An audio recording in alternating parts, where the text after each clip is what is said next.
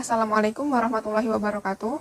Saya Hilya Karima dari Prodi Bahasa dan Sastra Arab dengan nomor NIM 1263052122033. Sebelum memasuki pembahasan materi yang utama, tentunya kita telah melewati yang namanya proses belajar, di mana dalam proses belajar itu tidak hanya dilakukan oleh siswa dan guru saja, dan harus bertempat di dalam ruang kelas, ataupun di bimbel atau di tempat les, dan lain sebagainya.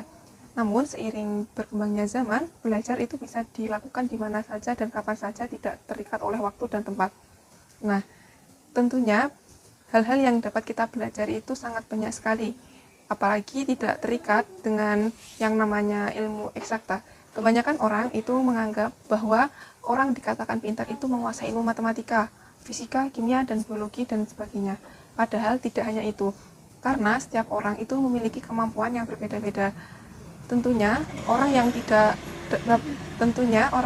dapat menguasai matematika ataupun fisika itu bukan berarti dia bodoh. Mungkin saja dia itu memiliki keterampilan atau bakat di hal yang lain, seperti di pelajaran olahraga ataupun yang lainnya. Nah, sebelum melakukan proses pembelajaran itu ada hal-hal yang perlu kita ketahui mengenai teori pembelajaran, di mana teori pembelajaran ini itu dibagi menjadi 4 bahasan. Apa saja sih itu? Yang pertama itu teori belajar, ada teori behavioristik. Dari katanya saja sudah terlihat behavior itu artinya adalah tingkah laku, di mana kesuksesan atau capaian belajar menggunakan teori ini itu dilihat dari adanya perubahan tingkah laku peserta didik yang sebelumnya tidak mengerti menjadi lebih mengerti. Nah, untuk mencapai tujuan belajar yang diinginkan itu ada hal-hal yang perlu diperhatikan untuk menunjang kesuksesan belajar. Yang pertama itu adalah lingkungan belajar, lalu ada stimulus yang diberikan oleh guru dan respon yang diberikan oleh murid. Tanpa adanya satu hal saja itu tidak bisa terlaksana dengan baik. Nah, sayangnya teori aplikasi pembelajaran ini bila dilakukan itu cenderung mengakibatkan terjadinya satu komunikasi, di mana guru berpusat sebagai center dalam pembelajaran, sehingga seorang murid itu tidak bisa mengungkapkan pendapatnya dengan bebas. Apabila gurunya sudah bilang A, ya A, tidak bisa menjadi B dan C. Padahal untuk menuju hasil akhir yang sama itu bisa melewati jalan manapun.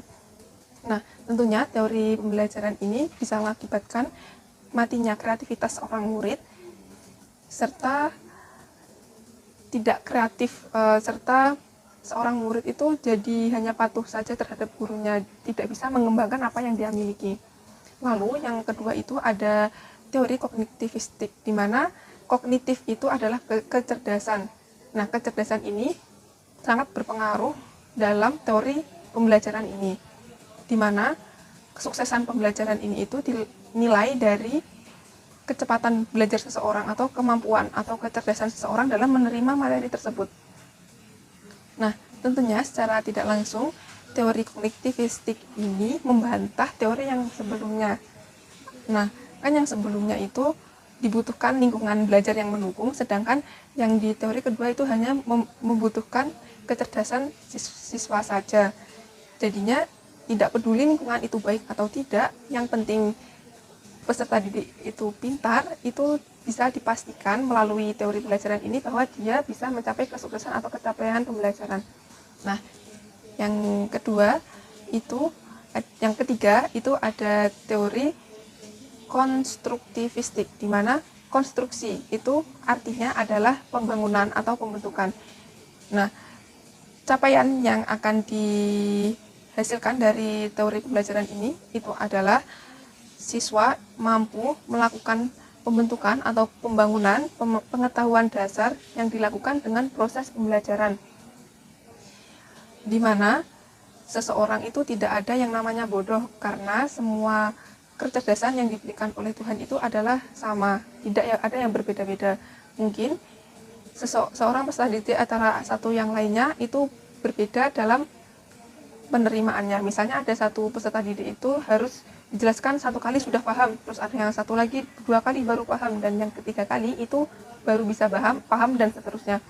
Dimana apabila setiap hal yang diinginkan oleh seorang peserta didik atau minat atau bakat peserta didik itu diberi dukungan baik secara eksternal ataupun internal, itu akan menjadikan minat dan bakatnya seorang peserta didik itu menjadi lebih maksimal. Kemudian yang terakhir itu ada teori humanistik, di mana teori humanistik ini berfokus pada perubahan dari sikap pengetahuan yang dimiliki oleh siswa itu dilihat dari aspek kemanusiaan, di mana siswa lebih peka terhadap sekitarnya serta sangat toleransi terhadap teman yang berbeda. Nah, teori ini mungkin sama-sama ada perubahan kepribadian atau tingkah laku yang mungkin mirip dengan teori behavioristik, namun teori behavioristik ini hanya berfokus pada perubahan tingkah laku yang paham menjadi paham saja. Namun kalau teori humanistik ini lebih meluas, termasuk ke dalam aspek kemanusiaan, di mana anak itu dituntut untuk lebih peka terhadap sekitarnya, baik teman-temannya ataupun lingkungannya.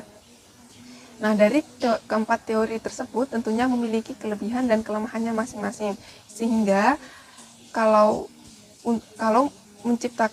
ingin menciptakan atau ingin mencapai tujuan pembelajaran dalam suatu proses pembelajaran, itu harus disesuaikan dengan apa yang ingin kita capai.